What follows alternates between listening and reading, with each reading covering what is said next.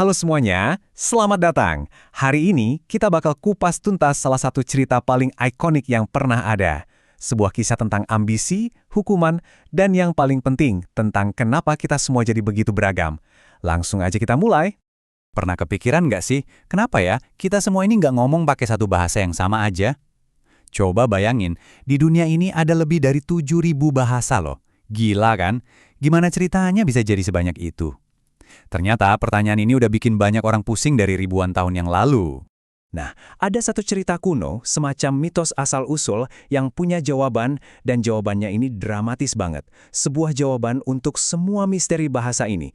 Aku yakin kamu pasti pernah dengar ceritanya, Kisah Menara Babel. Oke, untuk benar-benar paham ceritanya dan apa maknanya, kita harus balik ke sumber aslinya.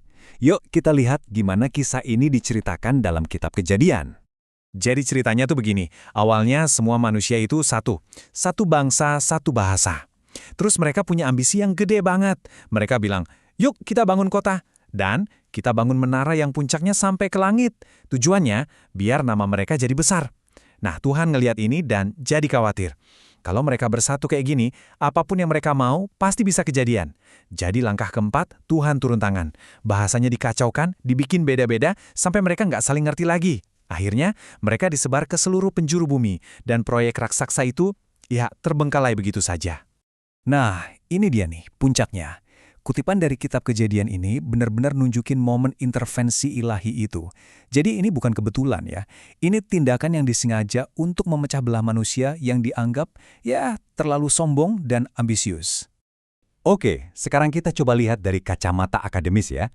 Cerita Menara Babel ini adalah contoh sempurna dari apa yang disebut etiologi. Istilah keramnya gitu. Intinya, etiologi itu adalah mitos yang tujuannya untuk ngejelasin kenapa sesuatu bisa jadi seperti sekarang. Dalam kasus ini, ya, ini penjelasan dramatis kenapa bahasa dan budaya kita jadi macam-macam banget. Nah, sekarang kita pindah gigi. Dari mitos, kita loncat ke sejarah. Dan disinilah ceritanya jadi makin seru. Pertanyaan besarnya, apa ini semua cuma cerita kiasan aja?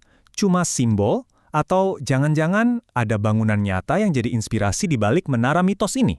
Jawabannya, menurut banyak sejarawan dan arkeolog, iya. Mereka yakin banget kalau para penulis kuno cerita Babel ini sebenarnya terinspirasi dari sesuatu yang nyata, sesuatu yang megah dan monumental yang mereka lihat dengan mata kepala sendiri. Nah, ini dia perbandingannya. Di satu sisi, kita punya Menara Babel dari mitos. Di sisi lain, kita punya Etemenanki. Ini beneran ada. Sebuah zigurat raksasa di kota Babilonia kuno. Dan tahu nggak artinya? Kuil fondasi langit dan bumi. Kedengarannya mirip banget kan sama menara yang puncaknya mencapai langit? Dan koneksinya tuh kuat banget. Pertama, lokasinya pas. Ceritanya kan di Siniar. Itu ya Mesopotamia, tempat kota Babilonia berada. Kedua, waktunya juga cocok. Para penulis kitab Kejadian ini kemungkinan besar adalah orang Israel yang jadi tawanan di Babilonia. Jadi mereka pasti lihat zigurat Etemenanki yang megah itu setiap hari. Dan yang paling jitu, dalam bahasa Ibrani, nama untuk kota Babilonia itu ya Babel. Disinilah letak kejeniusannya. Ini soal permainan kata yang cerdas banget. Dalam bahasa Babilonia, nama kota mereka itu Babilim, artinya gerbang Tuhan. Keren kan? Tapi para penulis Ibrani ngambil bunyinya, dan mereka plesetin. Dalam bahasa Ibrani ada kata kerja balal, yang artinya mengacaukan. Jadi, nama kota yang harusnya jadi simbol gerbang Tuhan, diubah jadi simbol kekacauan.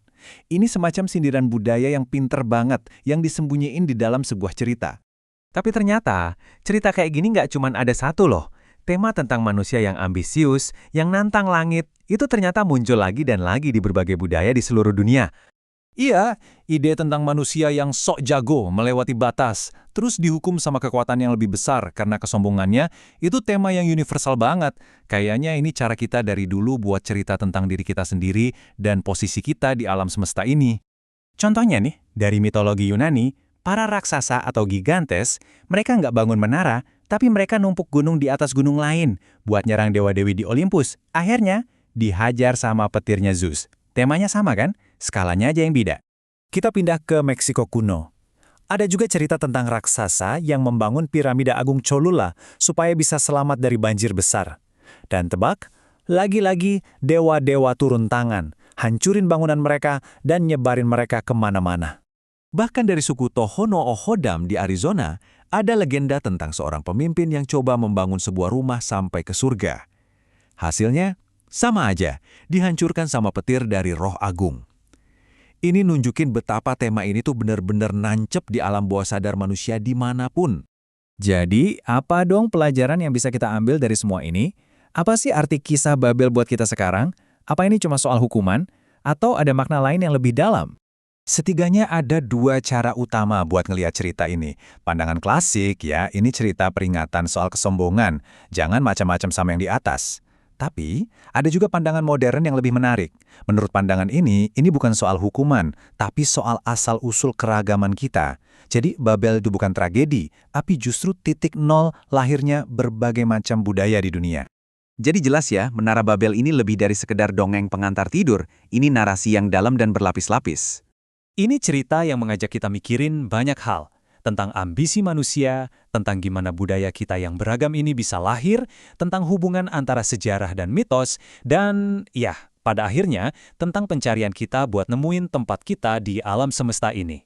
Dan ini membawa kita ke satu pertanyaan terakhir untuk direnungkan. Apakah tercerai-berainya manusia dari Babel itu sebuah hukuman yang memecah belah kita? Atau jangan-jangan itu justru sebuah berkah terselubung?